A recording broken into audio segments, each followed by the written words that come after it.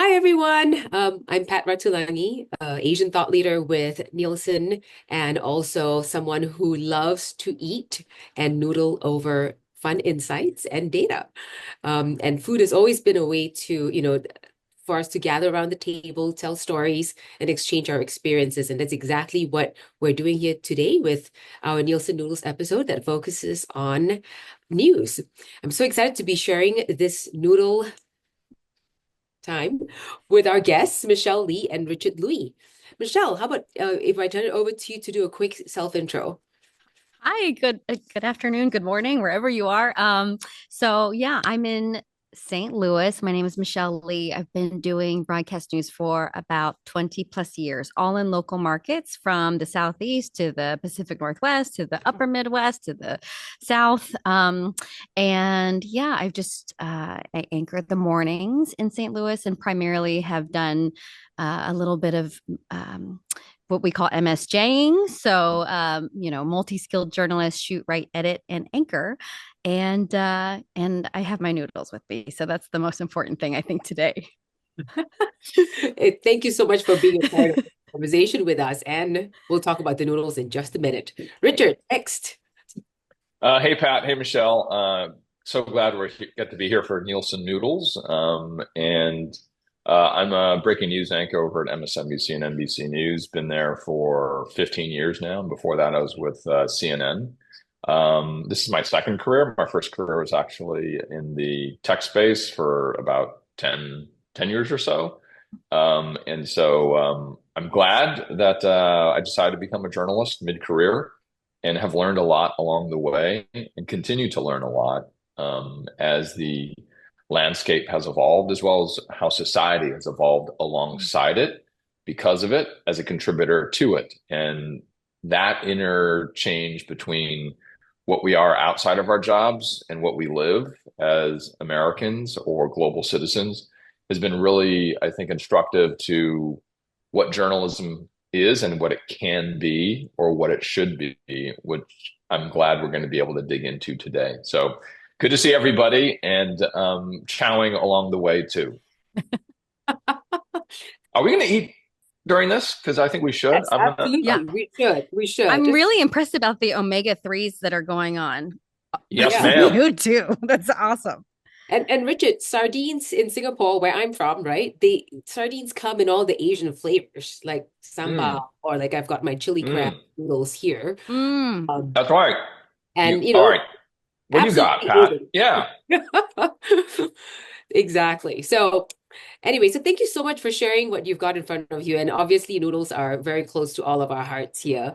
And I love that we can mix it in both in terms of ingredients and how it's served and how it's brought to you, whether it's via newsroom pantry or microwave or in a pot over a slow fire. Um, but we really want to dig into the ideas that you've both surfaced in terms of your careers, what news means, what news drives for our community. And with let's talk about the impact that news has had on our community, right? In a recent study that was conducted and powered by Nielsen with Gold House, they just released something called the Gold Paper. We found that 1 in 4 people agreed that their perceptions of ANHPI communities are impacted by news coverage. So let's nosh on that. As community leaders and journalists, right, for both of you, this seems like a great responsibility. And given how much things have evolved with social media coming into the fray, and Michelle, you mentioned being a multi-talented, multi-skilled journalist there. How do you think the next generation of journalists can navigate this responsibility? Or maybe you are part of that next generation in terms of how you perceive your role and how you deliver stories about the community. I'm the first East Asian main anchor in St. Louis broadcast history. But that's not the first time that that's happened, right? Even in Seattle, we lost a lot of Asian Americans during the pandemic. We started out with 30 people in our newsroom, and when I left, there were 3 of us. So, I think representation is so important because that leads to what kind of stories we do. We became journalists to be journalists, Right. not to become Absolutely. activists in quotes, right? In fact, it's against the culture to do that. I'm talking about journalists' Newsroom culture. culture. Like, Yeah. yeah, we don't do that. We're supposed to be neutral.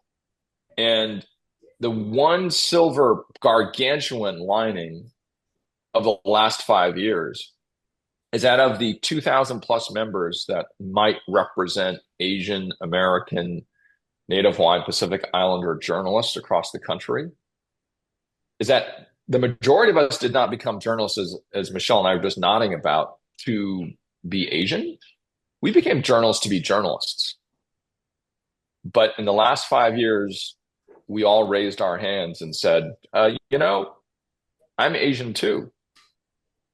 And this is really weird for me to say on air, but I have to, because this hurts and this is wrong. And that is, again, completely opposite in many cases of what a journalist is and why journalists of color, journalists who are AANHPI, this is not why we became journalists necessarily. So how does that shift? I want to pick up on two things, right? So one, the fact that you brought up the words of activism. You brought out the fact that we are all Asian first, 24/7, right? And then journalism and being a journalist is a role that you play some of the time. But there's also a sense of responsibility that I'm hearing from you in terms of being able to stay neutral and tell a story from all sides, right? How does that affect how you tell those stories? I don't get to hide behind what I look like, and I think that's what we're all saying when we're Asian 24 hours a day, 7 days a week. But I also feel very strongly that I'm a journalist, and I'm a journalist 24 hours, 7 days a week, and I'm a journalist for everybody. And that's the one thing that, Richard was saying, we get into this business because we want to tell stories. We want to tell underrepresented stories. We want to solve issues. And that's why I got into it. The thing that I think is kind of different is, for example, years ago, people used to say you can't cover immigration because you're too close to it. And now the thought is, well, you can cover immigration because you understand it. And I think as an immigrant myself, I feel like that is the approach that we need to be taking when we look at it. So is that activism? I don't think so. I think it's knowledge and experiences, and then the honest to God truth that we have a bias because we have a lived experience. Now, that doesn't mean we don't try to be objective and all those things, but I always say if during the month of October I can do all of these stories about women's health and breast cancer and all these things, if that's important as a woman to tell that story, then why is it any different if I'm an Asian person? Building on that idea really quickly is that, can we be still good journalists if we are saying we're Asian, right? At the end of the day, right? Are we good journalists? And obviously the answer is yes. But the perception of not being unbiased is what we're really battling. The idea that we are not biased is not true. We all have biases. The issue is that when we put on our work clothes, we have to try to shed them to the best of our ability, yet bring them into who we are. So what does that mean? That means walking into the room with everything we are, but also knowing what the job is that is at hand. And it's not that you're checking anything at the door. We have been built based on our gender and our background and our lived experience to check things at the door. And we should not. But what we should do is when we walk through the door is do the job. Do the job the right way. This is true for journalists. This is true for strategists. This is true for those in tech. It's true for everybody who's a banker. You have all these things that you bring to work. Why shouldn't we be able to do the same? The good thing is that today we can do that as journalists. If you go back 2 or 3 generations, if you go back to, the folks that I looked up to on the anchor desk, Tom Brokaw, Peter Jennings, unfortunately, not necessarily gender balance in that era. Connie Chung was the one that, stood out clearly to us with her new book out, and she's reminding us of the difficult battles that were made, is that they couldn't do that. And Connie's story is a great example of that difficulty. What's good about today in 2024 and going to 2025 is that we can now express more of what we bring when we walk into the door. Their job was they couldn't. Connie Chung was not able to bring everything to her job every day. She was not allowed to, but yet she still fought. So I think that is a generational difference that we live in today, Michelle and myself, that we can do more than 20 years ago. And that is the good thing. Like Michelle running her foundation at the same time being a full-time journalist, that's something that you couldn't do. Tell us a little more about Very Asian Foundation, Michelle. Okay, so the Variation Foundation is still in its infancy. We're a little bit more than 2 years old, approaching three, but it started because of a racist viral voicemail. So a woman I just talked about, you know what? I talked about New Year's Day traditions and eating food. I talked about dumplings. And a woman called to complain and said that I was being very Asian. I needed to keep my Korean to myself, talk about what white people ate. It just kind of went on and on. And it ended up going viral. And then we sold very Asian shirts all around the world. My friend Gia Vang, who's a news anchor in the Bay Area, made these shirts. And she is a Hmong American and really one of the first Hmong American women in the country to be in a major news market. So really proud of all that she's done. But we launched this foundation after that. And so we've been kind of going full speed ahead because we have our day jobs and we also probably spend a good portion of our free time on the foundation. But we do a couple of things. We support journalists. We really try to just make Asian American stories and amplify what's going on in the communities where we live. We talked about representation on screen, right? So this is more about unpacking the people who are behind the scenes, right? So what is their responsibility? What is, is there a pipeline that helps create that strength of force to be able to shape the stories and really become informative? No, it's not just the two stories. It's, we talk to so many multiracial, multi-ethnic folks. I am also an adoptee. Like there's so many different kind of third states, that we're all in. And as we evolve, we get more diverse and more jumbled, So I definitely feel like there has to be solidarity and there has to be allyship and there has to be support to get all of our stories told because they're just getting more nuanced. Why am I going to listen to that news station in New York talking about my town here? And on top of that, the distrust of journalists over time is fueled by that disinvestment. Because it used to be that Michelle, Jane, and Richard, you would see them at the local event. And they're good people. And they're journalists. They're good people. But now those good people are not in town. They're over there. So I can all of a sudden feel like they may not be good people. And that's not true. There's a lot of crossover now between news media as well as social media. How do you navigate that? And how have you yourselves leveraged that?